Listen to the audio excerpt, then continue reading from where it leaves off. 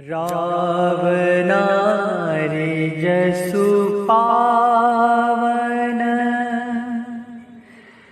गावै सुनै जे लोग।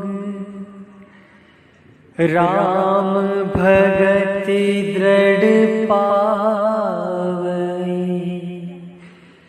बिनु बिराग जप जोग।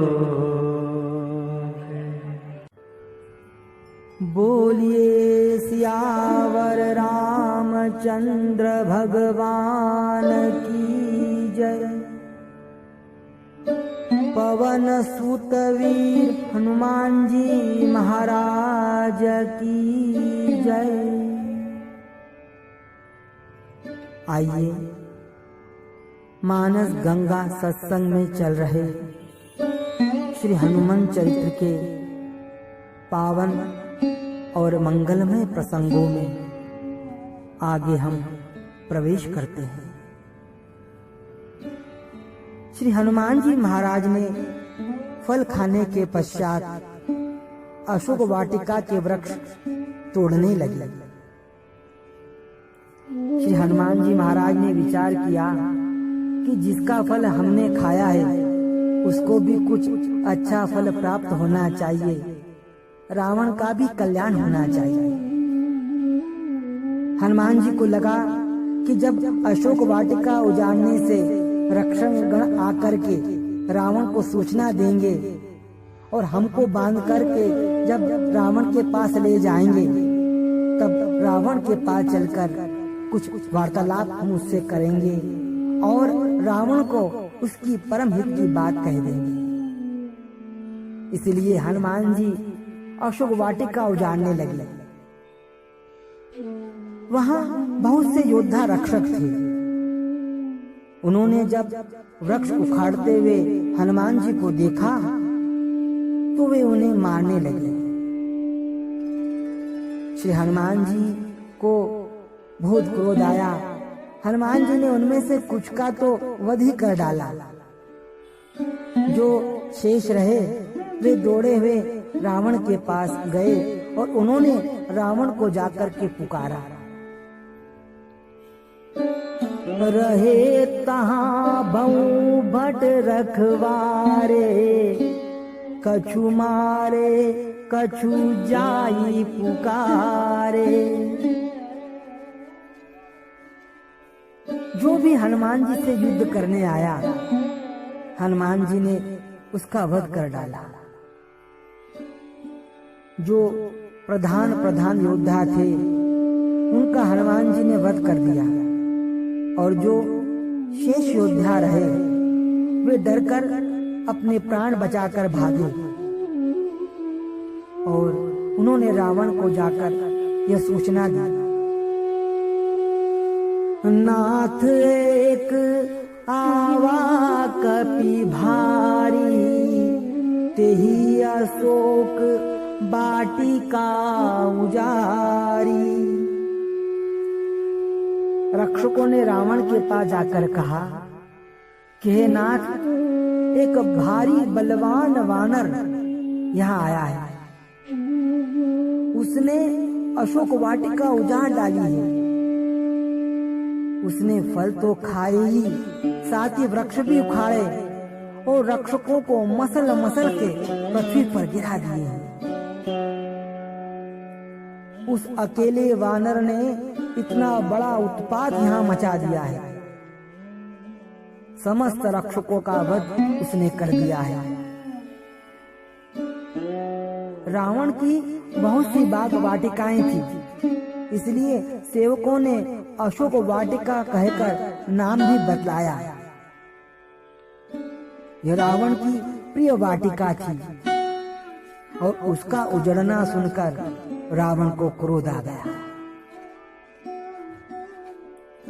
रक्षक भी चाहते थे कि रावण को क्रोध आ जाए और उस कपि को दंड मिले, इसलिए रक्षक गण भी कपि की करतूतों का वर्णन करने लगे।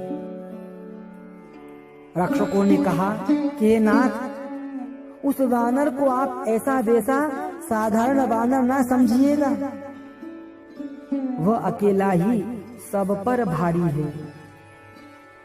नाथ एक आवा कपि भारी। वो वानर बड़ा ही विकराल है, दिखने में पर्वताकार जैसा दिखता है और अमित पराक्रमी, बलशाली और तेजस्वी भी है।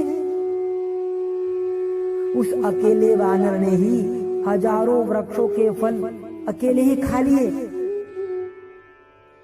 उसने वृक्षों को उखाड़ दिया और युद्ध में रक्षकों को मार गिराया। ये कार्य छोटा वानर नहीं कर सकता, यह तो कोई महापराक्रमी वानर ही ऐसा कर सकता है। रक्षकों ने रावण से कहा, खाए सी फल अरु बिटपऊ पारे, रक्षक मर्दी मही डारे। महाराज, इस वन में इतने फल लगे थे कि हजारों वानर भी इसे भी खाते तो एक कम नहीं होते। उन सब फलों को इस अकेले वानर ने ही खा लिया